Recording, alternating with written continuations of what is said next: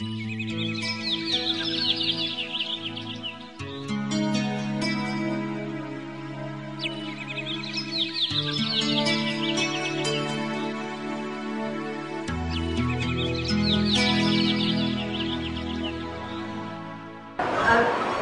बीमारियां जो बुजुर्ग लोगों में ज़्यादा पाई जाती हैं उनके बारे में आज हम बात करेंगे। ये आँख का एक चित्र है और ये आगे तो पारदर्शी बुद्धि है जो आपको काले रंग की दिखाई देती है। आँख एक गेंद के आकार में होती है और ये जो गोल सा ओवल सा दिख रहा है ये आँख का लेंस है। और ये सारी जो आई बॉल है इसके अंदर एक द्रव्य पदार्थ भरा रहता है और ये जो पीछे जा रही है देखने की नस है जो आँख को मस्तिष्क से जोड़ती है। मोतियाबिंद क्या है? मोतियाबिंद भी एक तरह से बीमारी नहीं, उम्र के साथ आने वाला बदलाव है शरीर में, जिसमें कि जो पारदर्शी लेंस है, ट्रांसपेरेंट लेंस, जैसा मैंने आपको पिक्चर में दिखाया था, वो धुंधला पड़ने लगता है। इसलिए जो लाइट रेज आँख के अंदर जाती है वो ठीक तरह से फोकस नहीं होती और आपके जो पर्दे पे चित्र बनता है या जो आप देखते हैं वो धुंधला लगता है। तो धीरे धीरे धुंधलापन बढ़ता है, जैसे जैसे मोतियाबिंद बढ़ता है वैसे वैसे धुंधलापन भी बढ़ता जाता है। और ये एक पिक्चर है, नॉर्मल पिक्चर ताजमहल की, और एक सिमुलेटेड पिक्चर है कि यदि आपको मोतियाबिंद हो तो आपको इस तरह से धुंधला दिखाई देगा और धीरे धीरे धुंधलापन बढ़ता जाएगा। बढ़ती उम्र के साथ आने वाला परिवर्तन है, लेकिन कुछ लोगों में मोतियाबिंद कुछ अन्य कारणों से भी हो सकते हैं। जैसे अगर किसी को आंख में चोट लगती है तो उनको चोट के बाद मोतियाबिंद बन सकता है। ये मोतियाबिंद इमीडिएटली भी बन सकता है और कुछ सालों के बाद भी बन सकता है। या अगर किसी को और कोई बीमारी है जैसे डायबिटीज आदि, तो उनको मोतियाबिंद जल्दी हो जाता है, कम उम्र में हो जाता है और वो बहुत जल्दी बढ़ भी सकता है। या कोई अगर बहुत लंबे समय तक आपने दवाइयों का सेवन किया है, खासतौर से स्टीरॉइड्स वगैरह जो दवाइयाँ कुछ बीमारियों में दी जाती है, उनके लंबे समय तक सेवन करने से मोतियाबिंद हो सकता है। फिर बात आती है मोतियाबिंद के उपचार की।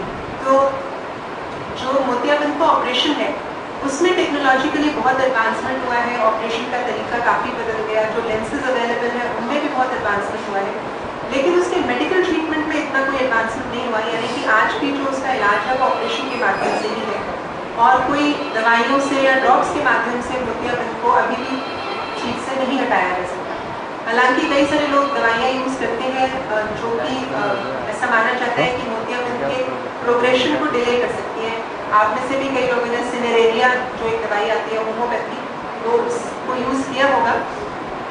उसकी होम्योपैथी की दवाई है इसलिए उसके बारे में मुझे ज़्यादा नहीं पता, लेकिन उसमें क्लेम यही है कि जो मोतियाबिंद धीरे धीरे करके उम्र के साथ बढ़ता है उस बढ़ने की गति को उस ड्रग्स के माध्यम से रोक सकते हैं।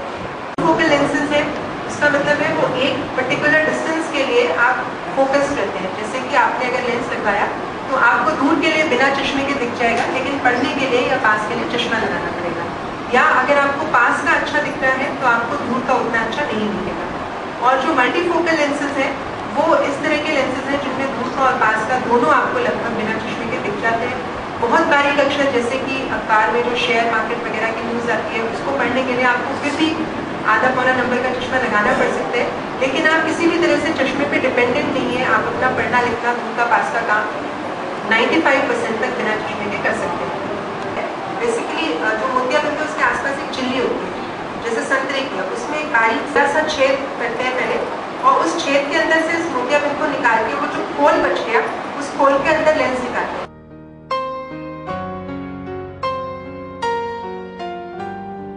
ग्लूकोमा की वो मैकेनिज्म की बात करें तो ये जो ग्लूकोमा में कुल मिला के ये जैसे आईबॉल है, यहाँ पानी है, यहाँ आगे भी पानी है, इस जगह से ये पानी प्रोड्यूस होता है आँख के अंदर, ये यहाँ सिक्रीट करते हैं पानी और ये पानी इस तरह से फ्लो करता है जैसा कि इन तीरों के माध्यम से दिखाया गया है। और ये देखने की नस है जिसके ऊपर इस पानी का प्रेशर पड़ता है।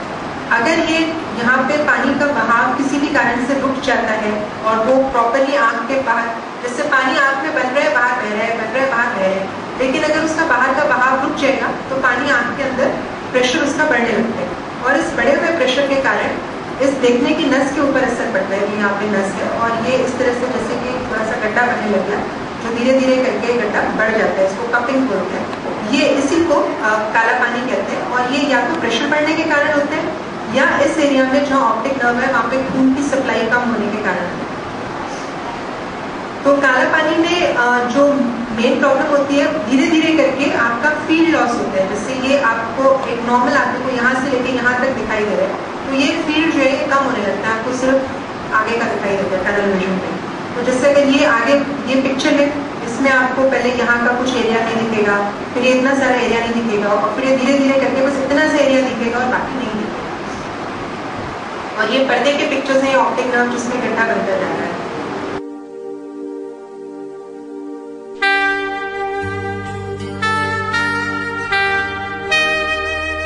बिना किसी कारण के उम्र के साथ कुछ लोगों का पर्दा कमजोर होने लगता है।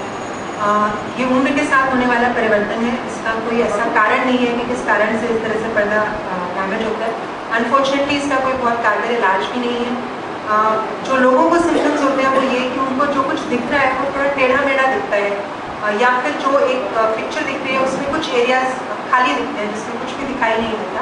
जैसे कि स्पेशली अगर आप एक ग्राफ पेपर पे देखें तो उसमें जो बहुत सारी लाइंस हैं वो या तो स्ट्रेट की बजाय वे ही दिखेंगी, या आपको कुछ उस ग्राफ पेपर के स्क्वायर्स दिखेंगे ही नहीं। इसका कोई बहुत सेटिस्फैक्ट्री ट्रीटमेंट नहीं है, लेकिन न्यूट्रिशनल सप्लीमेंट्स जो आते हैं वो इस बीमारी की प्रोग्रेस को रोक सकते हैं।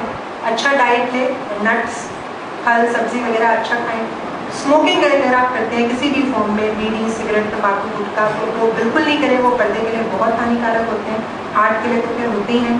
एक्सरसाइज फ़ायदा करती है, और कुछ ट्रीटमेंट्स हैं इसके जो कि इस बीमारी की प्रोग्रेशन को रोकते हैं, जिसमें कि लेज़र भी है, कुछ स्पेशल इंजेक्शंस भी हैं जिससे कि बीमारी आगे ना बढ़े। ये लेज़र स्पॉट्स हैं, इसका लेज़र इलाज किया हुआ है, जो काले काले पेरिफेरल एरिया में, सेंट्रल एरिया में इतना लेज़र नहीं करते। अगर शुगर कंट्रोल नहीं है तो रेटिना के ऊपर असर होने का चांसेस बढ़ जाते हैं। अगर डायबिटीज़ के साथ साथ आपका ब्लड प्रेशर भी अनकंट्रोल्ड है तो आपको रेटिना पे इफेक्ट होने का रिस्क बढ़ जाता है। कुछ जेनेटिक इफेक्ट भी है, कुछ लोगों में डायबिटीज़ का चांस भी ज़्यादा है, डायबिटीज़ के कॉम्प्लिकेशंस की रिस्क भी ज़्यादा है, भले उनका इतना ज़्यादा पोर कंट्रोल ना हो। अगर आपकी फैमिली में हार्ट डिजीज़ है, पैरालिसिस है, ब्लड प्रेशर वगैरह है, तो आपको रेटिना के ऊपर असर पड़ने का रिस्क भी बढ़ जाता है। लिपिड्स जिन लोगों के बड़े होते हैं उनको डायबिटीज़ के कारण रेटिना के ऊपर असर पड़ने का रिस्क ज़्यादा होता है। शुगर कंट्रोल करना बहुत, जैसा भी उन्होंने कहा था, एज के कारण भी पानी आते हैं, क्योंकि आपकी जो पलकें हैं थोड़ी लूज हो जाती हैं, तो एक जो नॉर्मल मैकेनिज्म है जिसमें आपकी ब्लिंक करती है और आंसू आँख से नाक से गले में जाते हैं, वो मैकेनिज्म इतना इफेक्टिव नहीं रहता, तो उसके कारण भी आँख से पानी आता है।